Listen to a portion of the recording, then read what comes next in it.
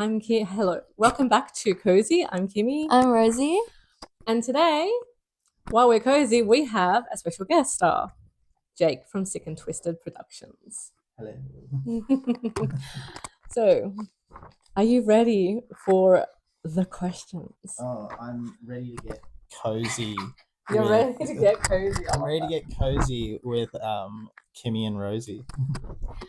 Okay, first question. If your brain had a DVD extra, what would people find in there? In my DVD extra. Yeah. So if your brain was like, you have DVDs and you've got like that extra bonus situation, what are people gonna find in there? Oh, some like fun bits of Yeah. trivia about myself. Oh, okay. Some fun bits of trivia about myself. I am 60% deaf in my left ear. I had an accident when I was 15 when my eardrum exploded because I played a lot of sport and did a lot of martial arts, and yeah, eventually my eardrum exploded. So that's an interesting thing on the extra features. What else did you find on the extra features? This is specifically for DVDs because I hate this. I don't believe in. Oh, okay. I don't believe in ratings, as in like G, PG, M, R, whatever that is. Yep. I think they're all pointless. So that's a fun fact. Disagree. Okay, so why? Like, Why? Yeah, explain Why? Why do you feel it's pointless? Well, Spider-Man's rated M, and so is The Conjuring. Do you think those are the same? Yeah, definitely not the same. And Definitely not the same. It means nothing. how can you judge a movie by like how many swear words are in a movie? Yeah, no. Especially it's colourful language these days. Yes. So that's another thing I really, really don't like. A bonus feature is you always got to give me a chicken schnitzel because chicken schnitzels are my favorite food. Oh, so there you go. See, there we go. All right, we know how to butter you up. Yeah, exactly. All right. My question is, what's the weirdest thing you've Googled while writing a script? This is probably going to sound incriminating. Well, recently, because of the script I'm writing, as I said before we went live, I was actually Googling sex cults because of the script I'm writing. So yeah, that's probably not something. Yeah, so if the FBI came in without context of knowing about why I was Googling that. That's looking pretty incriminating. Yeah, well, more specifically, I was looking up Alison Mack from Smallville and that whole situation. Yeah, okay. So that would be something that is probably the weirdest thing I've Googled while trying to write a script. Definitely. And hoping that nobody actually comes across it. Exactly. If someone made a movie about your life tomorrow, which actor absolutely should not play you? Shouldn't play me? Yeah. Should not play me. Yeah. Well, I'm trying to think of actors that are roughly my age. So like, geez, probably no one from any of those like generic looking pretty boys from those vertical shows that they do, because I'd like a better actor to play me. Maybe like Timothy Chalamet or Tom Holland would be nice, yeah. Or maybe Asa Butterfield. that's fair. What's the strangest compliment you've ever received on set? The strangest compliment I received on set. Oh, I had a kissing scene once with a woman who was 20 years older than me. And then immediately after the kissing scene, she's like, "Oh, you're such a good kisser." And then she was like saying, "Yeah, that's a really good compliment."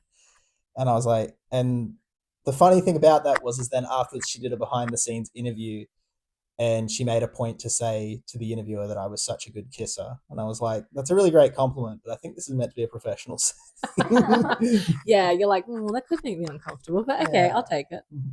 So, what's the most this can't possibly work that somehow just worked perfectly? On film?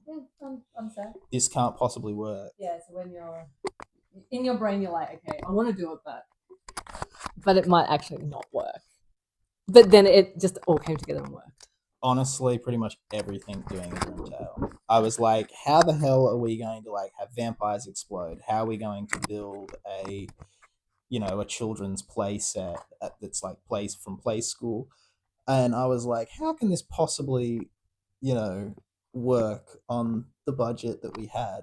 And then fortunately, having some amazing friends who are probably more talented than I, that really, really helps always. So yeah, that ended up working a lot. So I would say that the vampires exploding, the play school set, the movie theater, all of that. I was like, how could this possibly work? Going back in time, the scene where we shot where they go back in time through a portal, I was like, this can't work.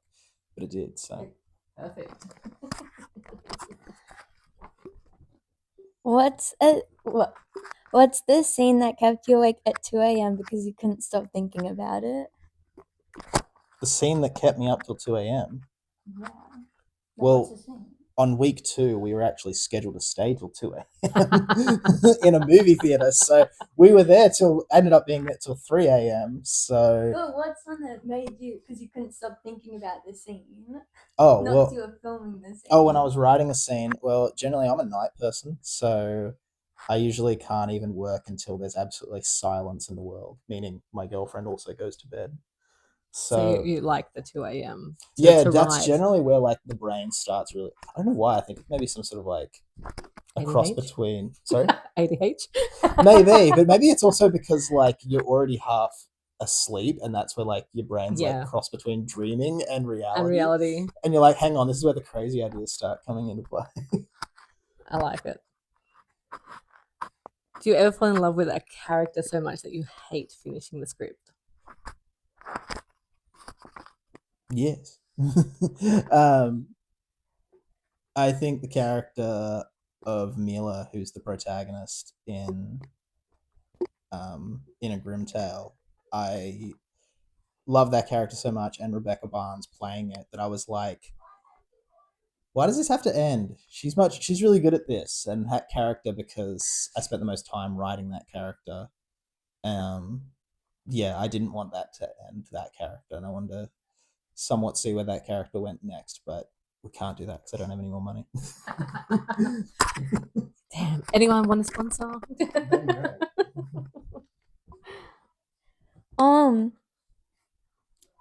What's a filmmaking rule you secretly enjoy breaking? A filmmaking rule I enjoy breaking. Secretly. Like, is there a rule of filming? Well, in the world of film, you're meant to like pay people the full rates. So I like the fact that we get to break the rule and mates rates come into play. So that's always fun, having mates rates. You get discounts on locations and people not having to be charged the full rate. So I like breaking that rule. I think everyone would. For sure. When generally you've got a budget of a sandwich. So You're like, you can have some crust and yeah, exactly. you can have the middle. Okay. So this is a question for you about Rosie. About me? Yeah. So now you've worked with Rosie as cast and crew. What kind of cast? I mean, she was an extra, but she will be. Yeah, that counts. And what's one thing she probably doesn't realize that she does well? I'm scared. One thing she doesn't realize she does well. You were staring at me like, what? I don't know. She can give some pretty really like killer death stares, I reckon. Oh yeah, I'll take that. But then like next minute she'll say something really like randomly funny that is the opposite of what I think her personality is. Yeah, she keeps you guessing, that girl. My question is, what's something actors never notice that directors notice immediately? Well, I'm looking at the monitor and they're not. So, he's looking at all the mistakes. So I'm looking at everything most of the time, and Zach as well. So okay. Zombies or vampires? Who's easier to direct? Well, vampires. I don't like zombies. I personally didn't. I think zombies are like the worst horror villain trope ever invented. Like, let's be real. What would you rather be, a zombie or a vampire? Like a zombie's a brain dead moron that doesn't do anything and is slow. Yes. And you don't retain your intelligence. I'd rather be a vampire, or a werewolf, a witch. Any of the above. A mummy, you know, like I think that's way better than a zombie. True. Okay, it's a very random question, but if aliens landed halfway through filming, would you stop filming or cast them? I mean, yes, cast them. Wouldn't you? Yeah, I'd be like, hey, come play. You're given a budget of $12. What's the movie? Well, the one I'm shooting here at your house next week. Damn, it's $12. Yeah, pretty much. Am I paying you or are you paying me? I don't know. Probably that's probably the price of the fuel to get here. Yeah, true. You can only make films using one color forever. Which color? One color. Yeah. Can I say black and white? Technically, they're shades. Well, yeah, Exactly. they're technically shades. They're But yeah, technically shades. I would rather things in black and white. You have to pick a color. The question said that. Oh, so like the color grade? Well, Yeah. then, yeah. Like, There's no technicolor for you. grey then. So that way it's a shade. That's a shade. One color. So the color grade. I don't know. Grey is a color. Yeah, there you go. Grey. I'm saying Fine. grey. Boring. She wanted hot pink. The movie doesn't work if the movie's all in fucking pink. I love pink. It doesn't work. But What's the most ridiculous prop you've ever had to use? ridiculous prop. Like, crazy prop that you've ever had to use. That's like a stupid prop, or like it could be like a really cool prop. Whichever one you want it to be. Well,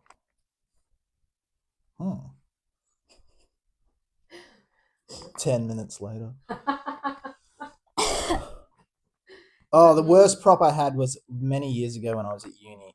I didn't work out all the ideas of how to, really properly make props properly. And Make props properly. yeah, exactly. That sentence makes sense. Somewhere. And instead what I did was I literally went and got a garden stake from Bunnings, and I wasn't smart enough at the time to file it down or sand it or gloss it. And I was like, what is this? And it was about that thick and it made no sense. Why didn't I sand it down? So that was the most ridiculous prop because it does not translate on screen. Unfortunately, that was a uni film that no one will ever see. Lesson learnt there. Don't use that. Which one's bossier, director Jake or actor Jake? Why don't you answer that? All of them. So Jake's just bossy, doesn't matter. And I thought you were bossy. Right, I have to get to see Jake bossy. That'll be Saturday. Sure. Have you ever argued with yourself because one version of you wanted something different? Yeah. I mean, filmmaking is just constant compromise. So you wrestle with yourself 24/7 with ideas and things like, can I do this? Can I not do that?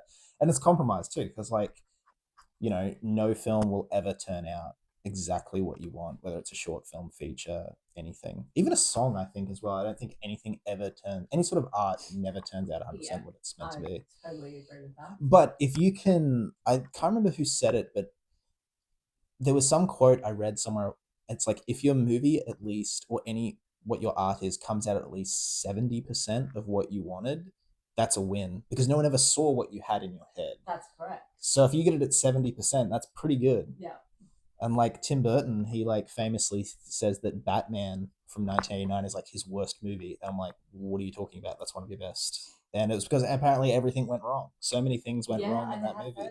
But then you as the viewer would have no idea. Yeah, I'm like, what are you talking about, mate? Like, this movie's great. Yeah. As an actor, what's the best advice you've ever been given? Just do it and don't complain.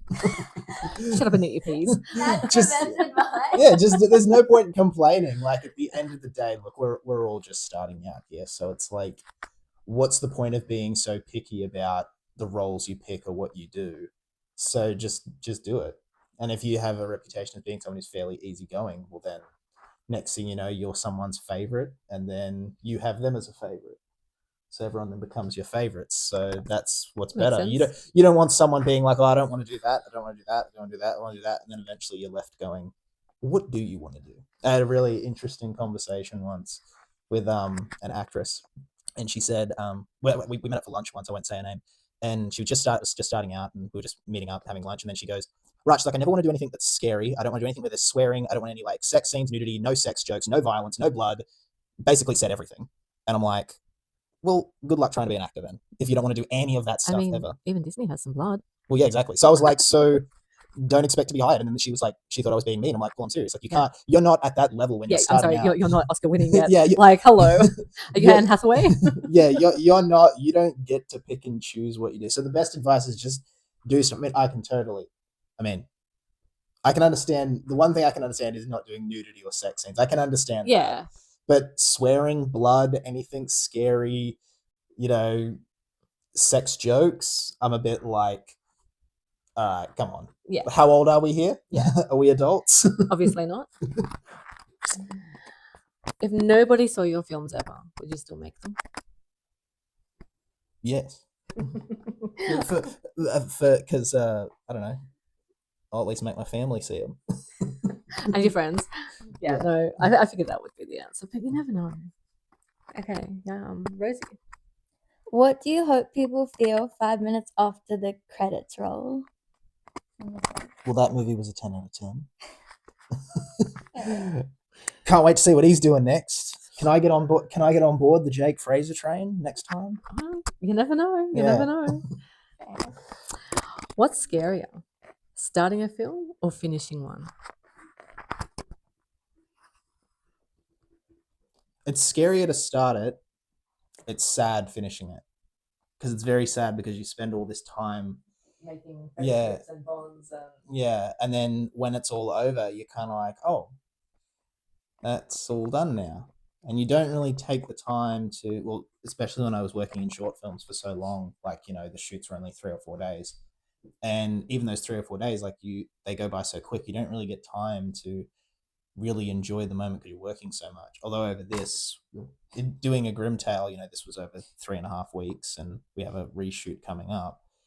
But, you know, I'm going to try to take more time during the reshoot to really just enjoy the experience more and like relax more. Because I think that's else.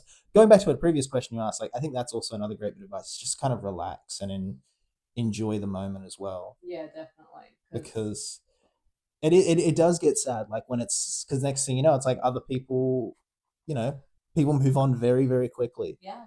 And you have this awesome experience, but this awesome experience is only contained in, you know, several weeks. So yeah. That is true. Okay. Has filmmaking changed who you are as a person? Yes. Of course. I mean, if I wasn't a filmmaker, I originally was going to be a teacher. So if I wasn't wanting to be a filmmaker, I originally went to university to study to be an English and drama teacher at That high makes schools. sense. Yeah. So I always wanted to, you know, I enjoy working with kids. I have nieces and nephews, and that was always like a goal of mine. If filmmaking never panned out, I wanted to be an English and drama teacher. So Nice. I'd say something. What's something you've learned from working with young actors? well, one thing I've learned is how to deal with their parents is even harder. Because let's be honest, right? Every parent, there's this thing called, like, you know, I think it's called actor mums is the term. And Hopefully it's not like dance moms. maybe it is. I don't know. But no, but like some kids genuinely want to be actors and they're amazing and they're super passionate about it, and their parents are so cruisy and their parents are like, cool, you know, they just support their kids, which is great. As I said, I got nieces and nephews, and you know, you should support children in whatever you know, their aspirations are. But I've met some actors who are kids and their parents are like, no, you've got to do this, and you've got to run through their parents. This was really quite funny. I did a short film once and these kids were extras, and this woman sent me an email and she said she wanted to know everyone on the set, and she wanted to know, does everyone on the set have a working with children's check? Does everyone on set have all this weird stuff, and I was kind of to the point where I was like, I don't have time to answer these questions, especially when you're going to be present on set anyway. Yeah, so they were there. So Yeah, exactly. And their kids were like 13, 14. Okay, so they weren't little kids, and it was like, I don't have time to run around to ask 25 people to get working with children's checks and things like that for, unfortunately, your kid who's just an extra in the background. Yeah. So I feel bad in saying that, but I was kind of like, look, it's not that. That was a time where working with kids is a bit more difficult, and I eventually had to be like, look, this is the situation. And then they were like, oh, okay, cool. And then, after I explained it more to them, they ended up having their kids turn up, but I was sort of like, you don't need to really like push this agenda too much. Like, come on, everyone's professional. Nothing bad is ever going to happen to anyone's kids on set. You would like to think. I don't think that happens as often as people are scared. No, probably not. And especially myself, like, I don't have children, but I don't think many people are out there to actually hurt children. No. So I don't. You hear about. Yeah, exactly. It's like you hear about bad news more than you hear about good news. So. Exactly. But no, working with children, some children are absolutely amazing. I love working with kids. All the kids that worked on A Grim Tale, from Riley, Naomi, Jordan, Zach, whoever else I'm forgetting at the moment, I'm sorry, but all of them across the board, all those kids were great. Like, and I say kids very loosely. I mean, like, Riley was 14. Yeah, she's still a kid. Yeah, she's my kid, even though she's 18. So, but no, like, a lot of but all those kids were great. Like, I didn't think I had any issues with any of those children, and I didn't have any issues with kids in the past either, apart from that one time, that incident with that mother. Yeah. So he's learned to be very wary. What's one moment on set that made you think this is exactly where I'm meant to be? The whole process. There's no other answer to that. This is what I've wanted to do since I was 11 years old. So. Oh, right up. Actually, no. You were like 7 when you decided that you couldn't be a Disney princess, so you would act as one. What is something audiences never get to see that you wish they could? The common misconception is that I feel people think movies are made in like a few weeks or maybe a couple of months, like big budget movies. People forget that movies take like 3 years to make. Yeah. Like, okay, you filmed it, like, what now? Well, yeah, like the amount of people who were like, it was actually funny. Someone actually just asked me recently about the film. Like, we only just finished filming 2.5 weeks ago. And this person said to me, it's like, so, like, will a rough cut be ready by like next week? I'm like, rough cut of what? It's like, no. Even my mom was like, so when will this film be finished? I was like, probably in about 12 months. And she's like, why so long? I'm like, that's pretty normal.